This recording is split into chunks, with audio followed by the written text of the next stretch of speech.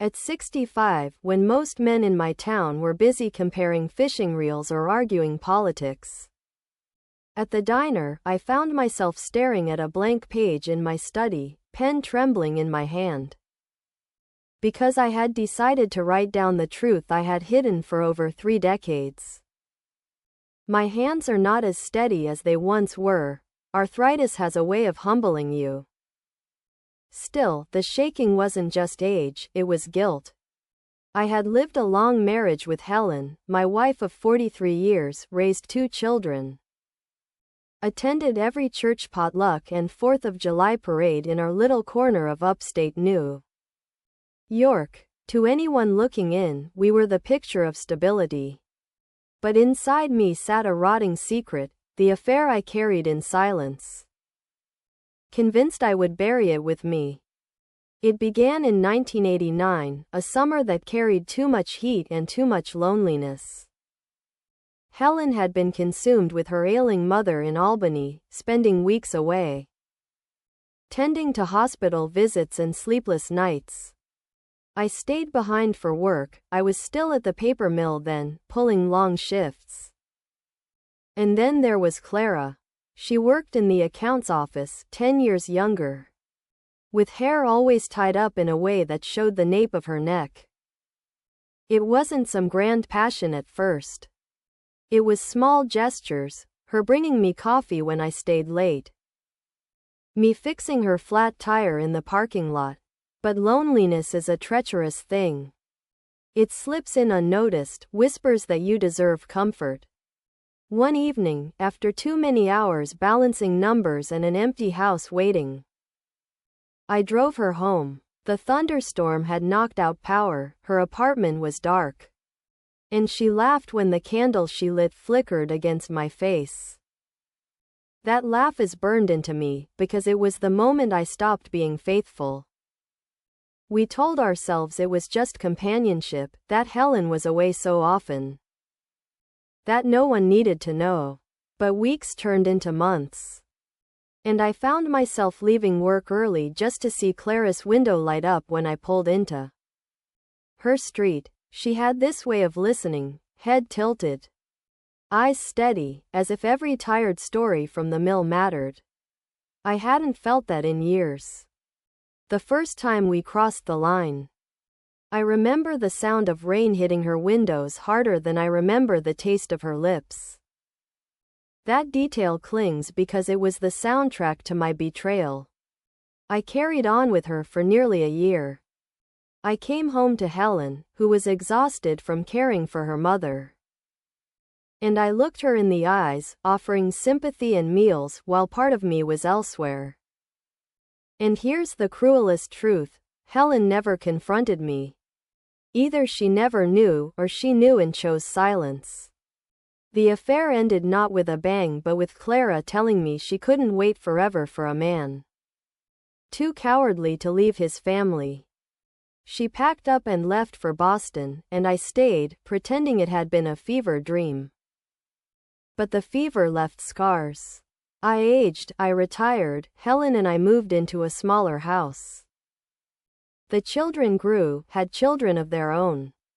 At family dinners, when I watched my granddaughter paint her lips with ketchup pretending it was lipstick, something in me twisted. I saw innocence, and I felt undeserving. For decades I said nothing. I told myself it was kinder this way, that confessing would only reopen wounds. But last month, after a minor heart scare, lying in the hospital with tubes in my arms, I realized the lie was heavier than the truth. So here I sit, at 65, writing what I thought I would take to the grave. Helen deserves to know, even if it shatters the gentle peace we've built in old age. She is in the next room now, humming as she tends her garden, unaware that the words forming here could undo everything. My son stopped by yesterday, and as he kissed my forehead, he said, "Dad, you've always been my example of loyalty." That sentence was the final blow. I can't carry this false image any longer. Tonight, after supper, I will hand Helen this letter. I don't expect forgiveness. I don't expect understanding. All I know is that secrets rot the soul. And I am tired of rotting. At 65, my confession is late, cruelly late. But it is all I have left to give her, the truth. At 65 years old, I thought my life would be measured in grandchildren's laughter, in fishing trips with old friends, in quiet Sunday mornings sipping coffee with my wife Helen as the sun cut through the lace curtains of our kitchen window, not in the weight of a secret pressing so hard against my chest. I sometimes woke at night gasping like a drowning man. And yet that is what has carried me here, to this moment where my hand shakes more from shame than age, where I write what I once swore I would bury with me. Because death feels closer now and the lie has become heavier than the truth. I was 39 when it happened, a man in the prime of his working life, still pulling shifts at the paper mill in our upstate New York town. A man others would have described as dependable, steady, faithful. And maybe I was all those things until loneliness crept in like a slow leak you don't notice, until the floorboards are warped and ruined. Helen had been away often then, her mother sick in Albany. Weeks at a time spent in hospitals and doctors' offices. Her voice thin over the phone when she called, her exhaustion palpable. And I stayed home to keep the household afloat, to keep our kids on their schedules, to keep the paychecks coming. That was the excuse I told myself. The truth was, I liked being needed at work, liked being seen. And Clara, well, she saw me. She worked in accounts, always with her hair pulled back, always quick with a laugh that made the dull fluorescent lit office feel warmer. I never planned to betray Helen, not once. Not until the evening when I fixed Clara's flat tire in the parking lot and she invited me up for coffee while the thunderstorm rolled across the valley. The lights were out from the storm, she lit a candle. And in that flickering glow I forgot the man I was supposed to be. The first kiss tasted of instant coffee and fear, and still I leaned in for more. That night was the beginning of a year-long affair, one lived in shadows, in careful timing, in whispered phone calls and stolen hours. I told myself it was just companionship, that it helped ease the ache of Helen's absence. But it was more than that. I craved the way Clara looked at me, as if I mattered beyond paychecks and lawn care, as if I was still a man who could set a woman's pulse racing.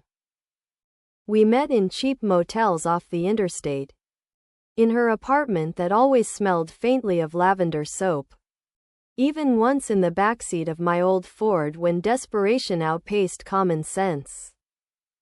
And through it all, I came home to Helen, sat at the table with our children, listened to their chatter about school while guilt dripped slowly into my veins. The affair ended the way many do. Clara wanted more, wanted me to leave Helen, to start anew.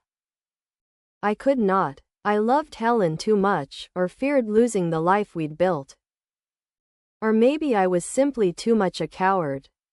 Clara cried the last time we met, told me she was leaving for Boston, and I let her walk away. I thought I had sealed the secret then, thought time would bury it. And for decades, it did.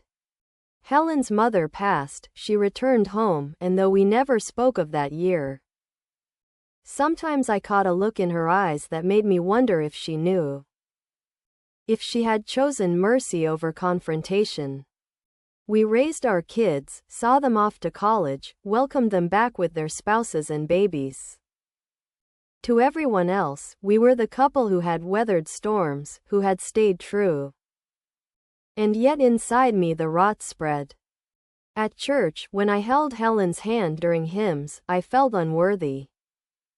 At family dinners, when my son toasted to the best parents a man could ask for, my throat tightened until I could barely swallow. I thought I could carry it until the grave. That confession would only reopen wounds long scarred. But last year, when a heart scare landed me in the hospital, wires and tubes strapped to me, I realized the lie had grown heavier than the truth. Lying there, I thought of Helen sitting beside me, knitting calmly, her hair silver now, her face lined from years of devotion, and I hated myself for the shadow between us. Our son visited, kissed my forehead, and said, "Dad, you've always been my example of loyalty." That sentence broke something inside me. I knew then I could not die with this lie. I had to tell Helen, had to risk shattering the peace of our old age. So I wrote it down. I poured every detail onto paper, the storm, the candlelight, the lavender soap, the motel rooms, my weakness, my shame. And tonight, after supper, I will hand her this letter. I don't know if she will scream, or weep, or fold it neatly and place it in the drawer like she has known all along. I don't know if our children will look at me the same, if my grandchildren will see me as less. But I know this, secrets rot the soul, and I am tired of rotting. At 65, my confession is late, unforgivably late. But it is all I have left to give Helen, the truth, bare and ugly. Because even in the dusk of life, truth matters more than the image of a faithful man I never truly was. At 65, I sit on the porch of the same house where my children grew up. The boards creaking under my weight, the air thick with the smell of cut grass. And I think about how a single choice made decades ago still sits inside me like a stone I cannot cough up, how for years I convinced myself I could carry it to my grave. And yet here I am, pen in hand, ready to lay it bare because the burden has grown heavier with age instead of lighter. I was 39 the summer it began. Helen away in Albany caring for her mother, her calls short and strained, her energy drained by hospitals and sleepless nights, while I stayed behind to keep the household running and to work the long shifts at the mill. That was when Clara entered my life, not with fireworks or temptation but with small, ordinary kindnesses. A cup of coffee placed by my desk when I worked late. A joke cracked to ease the tension of numbers not adding up. Her hair tied back in a way that revealed the curve of her neck. I told myself it was nothing, that I was simply grateful to be seen at a time when I felt invisible. But one stormy evening when her car broke down and I drove her home, when the apartment went dark from the power outage and she lit a candle that flickered between us, gratitude twisted into desire and desire into betrayal. The first kiss was clumsy, guilty, and yet I returned to it. And for nearly a year we met in secret. I can still smell the lavender soap of her sheets.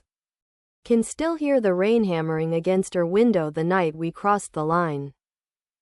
And yet through it all I came home to Helen, sat across from her at the table, nodded at her stories of hospital visits, hugged my children good night, while carrying the weight of a lie. Clara wanted more, she wanted me to leave, to start anew, but I could not. Call it love for Helen, call it fear of losing everything, call it cowardice, but I stayed. Clara left for Boston with tears in her eyes, and I thought the secret had left with her. I convinced myself silence was protection, that Helen need never know, that our family could remain intact. And for years, maybe decades, that worked. Helen's mother passed, she came home, and our life slid back into its rhythms. The children grew, married, had children of their own. We sat at graduations and weddings and birthdays and no one saw the cracks inside me. But sometimes I caught a look in Helen's eyes, quiet and knowing. And I wondered if she had carried her own silence, if mercy had been her form of revenge. It was not until last year, in a hospital bed with a failing heart, that the truth clawed its way out of me. Tubes ran into my veins, monitors beeped in steady rhythm. And I looked at Helen sitting faithfully at my side, her hair silver now, her hands folded patiently in her lap, and I realized I could not die without telling her. When our son leaned over and said, "Dad, you've always been my example of loyalty," I wanted to tear the wires out and scream. That was when I began writing this confession. Tonight, after supper, I will slide the pages across the table. I don't know if Helen will rage, or cry, or sit in silence as she often does. I don't know if my children will see me differently. If my grandchildren will sense the disappointment in the room. What I do know is that truth, however late, is all I have left to give. I thought I would take this secret to the grave, but the grave feels too close now. And I am done pretending to be a faithful man I never was. At 65 I find myself rehearsing the words I never thought I would speak. Because for most of my life I believed silence was safer. That burying the truth would protect everyone I loved. But the truth is silence only ate at me from the inside until I became a man haunted by his own reflection. It was the summer of 1989 when it began. Helen away in Albany caring for her dying mother while I stayed behind with the kids and my shifts at the paper mill. I told myself I was strong, that I was holding the fort. But the nights stretched long and empty. And that's when Clara's presence started to feel like a bomb. She was younger, quick with a smile. Her laughter echoing down the hall of the office like a reminder that life still had sparks in it. At first it was harmless, shared lunches. Her leaving a cup of coffee on my desk, but loneliness is a clever liar. One evening, after I changed her tire in a parking lot drenched with rain, she invited me inside for coffee. The power had gone out from the storm, she lit a candle. And in that glow I forgot the man I was supposed to be. I kissed her, and she kissed me back, and that was the moment everything changed. What followed was a year of secrecy, motel rooms on the edge of town, excuses about overtime. Afternoons spent in her lavender-scented apartment while my children waited for me to come home. I told myself I deserved it, that it was temporary. That Helen was too distracted with her mother's illness to notice. Clara wanted more, wanted a future, but I could never bring myself to leave. When she finally packed up and left for Boston, she didn't even ask me to come with her. She knew I wouldn't, and so the affair ended, but the guilt did not. Helen returned after her mother's funeral, and though she never asked me questions, there were times when her eyes lingered on me in a way that made me wonder if she knew. Still, we carried on. We raised our children, built traditions, celebrated milestones. And from the outside our marriage looked unbreakable. But inside me, every toast about loyalty, every church hymn about faithfulness, twisted the knife. Last year, when my heart faltered and I ended up in the hospital, I realized I couldn't carry the lie anymore. Our son leaned down, kissed my forehead, and told me I had always been his model of devotion. And in that instant I wanted to disappear. So I began to write this down. Tonight, after supper, I will give Helen these words. I don't know if she will cry, if she will rage, or if she will fold the letter in half and walk out of the room. Maybe she has always known. Maybe she has been waiting for me to say it. All I know is that I am tired of rotting under the weight of my own silence. At 65, my confession comes far too late, but it is all I have left to offer, the truth. Stripped of excuses, raw and ugly, because even at the end of a life, the truth matters more than the image of the faithful husband I never truly was. At 65 I sit at this kitchen table. The same table where my children once did their homework and where Helen and I have shared thousands of quiet meals, and I wonder how many times I looked across at her with a smile while carrying a lie that could have shattered everything we built. For decades I convinced myself that silence was mercy. That what she didn't know could not hurt her, but the truth is it hurt me. Corroded me from the inside until even small moments of joy felt undeserved. The affair began in the late 80s when Helen was away more often than home, caring for her mother in Albany. I stayed back for work at the mill, for the kids. For stability, or at least that's what I told myself. The truth is I stayed because it was easier, and in that ease I found Clara. She was younger, sharp-witted, with a laugh that made long hours at the office feel less like drudgery. What started as small kindnesses, an extra cup of coffee, a ride home after a storm, slid into something I cannot excuse. One night when the power went out and she lit a candle in her apartment, we crossed a line I can never uncross. For nearly a year we lived a life in the shadows, hurried meetings in cheap motels, whispered phone calls, afternoons stolen from what should have belonged to my family. Clara asked me more than once to leave, to start over, but I never could. Cowardice, love for Helen, fear of losing everything, I'm not sure which ruled me more. But in the end Clara left on her own, heading for Boston, and I stayed. I thought that would be the end of it, that time would wash away the stain. But time does not cleanse, it only buries, and the buried has a way of rising again. Helen came home after her mother passed, and though she never asked, I often caught her looking at me with an expression I could not read. Did she know? Did she choose silence too? We carried on, raised our children, grew older together. But the lie sat between us like a third presence in our marriage. When my heart faltered last year and I found myself in a hospital bed, the monitors beeping steadily, I realized I could no longer carry the weight.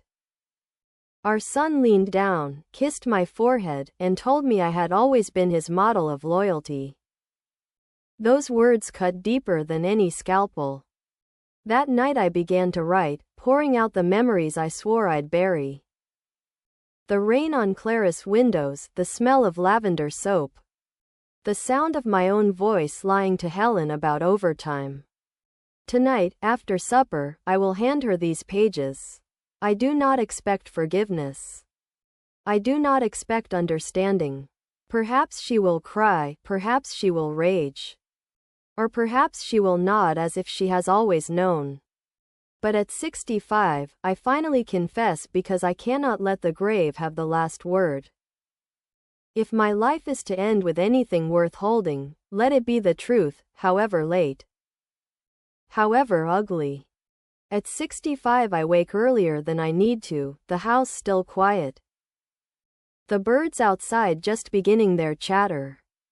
And I sit with a cup of lukewarm coffee staring at the folded pages in front of me. The confession I once promised myself I would never make. For most of my adult life I wore the mask of a faithful husband, a dependable father, a steady man who could be trusted, and the world believed it.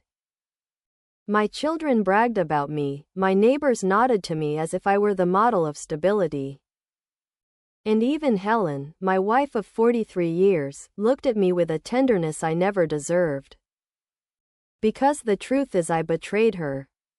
It happened in 1989, a year carved into my memory not for any milestone but for the loneliness that swallowed me whole. Helen's mother was ill in Albany, and Helen spent months there caring for her. I told everyone I stayed behind for work, for the kids, for duty. But part of me stayed because it was easier, and in that ease temptation found me. Her name was Clara. She worked in accounts at the mill, 10 years younger.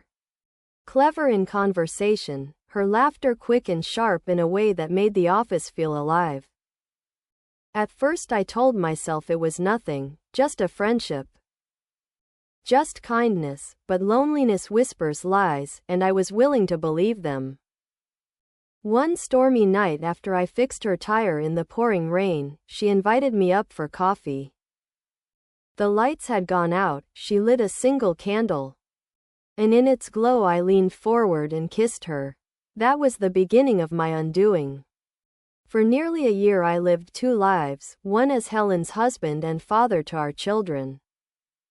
The other as Clara's secret companion. We met in cheap motels that smelled of bleach. In her apartment where lavender soap lingered in the air. In moments stolen from what should have been my family's. Clara wanted more, wanted me to leave and build a life with her, but I couldn't. I told myself it was loyalty to Helen. But the truth is I was too much a coward to burn the life I had. Clara left on her own, packing for Boston, and I let her go. I thought that would be the end of it, that silence could bury what I had done. But silence does not bury, it festers. Helen returned after her mother passed, and though she never asked me directly, sometimes I caught her eyes lingering on me too long, as if she suspected. Maybe she always knew and chose not to say. Still, the years went on. We celebrated birthdays, graduations, weddings, the arrival of grandchildren. From the outside we looked unshakable. But every time someone toasted to us as the couple who proved love lasts, I felt the weight of my lie pressing harder against my ribs. Last year when my heart gave out and I found myself in a hospital bed, the truth clawed up my throat. Our son stood beside me, holding my hand, and he whispered, "Dad, you've always been the example I try to live by." In that moment I nearly confessed it all, but I didn't. Instead, I let the words crush me. Since then I've carried the pages I now hold, rewriting and scratching out. Until what remains is this, the truth. Tonight, after supper, I will give them to Helen. I don't know how she will react, if she'll rage, or cry. Or simply nod with the quiet dignity she has always carried. Maybe she's known all along. Maybe she's been waiting for me to admit it. All I know is that I am tired of rotting under the weight of silence. At 65, the confession is late, unforgivably late. But it is the only honest thing I have left to give. At 65 I find that memories come not in order but in fragments. Like scraps of old film spliced together. And the one that returns most often is the glow of a candle in a darkened apartment. The rain hammering the windows, and Clara's eyes watching me as if I were someone worth wanting. That night in 1989 is the one I swore I would never speak of. The night that turned me from a faithful husband into a man with a secret he planned to carry to his grave. Helen was away then, caring for her dying mother in Albany. And I told myself I was doing my duty by staying behind with the children. By working my shifts at the mill, but the truth is I stayed because it was easier. And in that ease I let temptation slip in. Clara was 10 years younger, quick with a laugh. Kind in small ways that mattered more than they should have. She left coffee on my desk, asked about my day, listened when I spoke as if it meant something. And when loneliness has gnawed at you long enough, that kind of attention feels like oxygen. One stormy night I drove her home after her car broke down. And when the power cut out she lit a candle and handed me a cup of instant coffee. I kissed her before I could think better of it, and she kissed me back. And just like that the line I had held for 17 years of marriage was gone. The affair lasted nearly a year, motel rooms that smelled of bleach, excuses about overtime. Afternoons in her lavender-scented apartment while my children waited for me to come home. Clara asked me to leave Helen, to start a life with her, but I couldn't. Call it love, call it fear, call it cowardice, whatever it was, I stayed. And she left for Boston with tears in her eyes. I told myself that was the end, that if I buried it deep enough no one would ever know. Helen returned after her mother passed, and life resumed its rhythms. We raised our children, celebrated milestones, built traditions. To everyone else we were steady, loyal, the kind of marriage others admired. But inside me the secret festered. Sometimes I caught Helen's eyes lingering on me, a look I couldn't read. And I wondered if she knew. Maybe she chose silence too. The years piled on. Our children married, had children of their own. And every time someone toasted us as the example of lasting love, I felt my chest tighten with shame. Last year, when my heart faltered and I lay in a hospital bed with wires running into me, our son leaned close and said, "Dad, you've always been the man I try to be." Those words nearly broke me. I realized then I couldn't let death come with this lie still locked inside me, so I began to write. These pages I now fold and refold carry the weight of my confession. The rain, the candlelight, the lavender soap, the cowardice that shaped me. Tonight I will give them to Helen after supper. I don't know what she will do, cry, rage, or sit in silence as she often does. Perhaps she has known all along. Perhaps this will be no revelation at all. But at 65 I am done rotting under silence. The confession comes late, unforgivably late, but it is the last honest thing I can give. And maybe, just maybe, it will let me leave this world without the taste of lies still bitter on my tongue.